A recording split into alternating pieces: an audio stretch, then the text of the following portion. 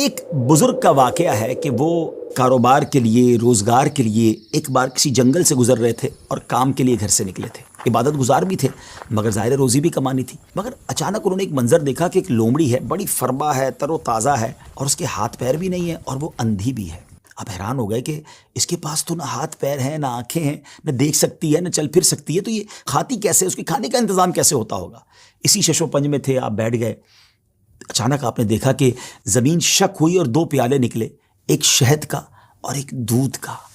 مگر آپ پھر سوچنے لگے کہ یہ پیالے تک پہنچے گی کیسے؟ اب کیا ہوا کہ تھوڑی دیر بعد انہوں نے دیکھا کہ قریب پہاڑ سے ایک سفید چہرے والے نورانی بزرگ وہ اوپر سے تشریف لائے اور اپنے ہاتھوں سے لومڑی کو یہ دونوں پیالے پلائے. پھر پیالے زمین کے اندر چلے گئے اور وہ بزرگ واپس جانے لگے.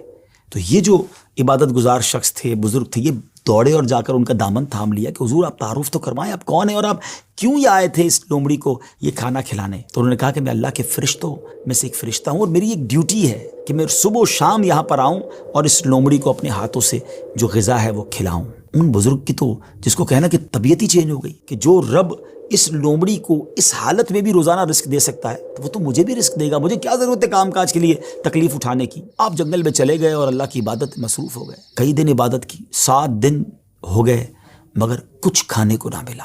بھوک سے برا حال ہو گیا.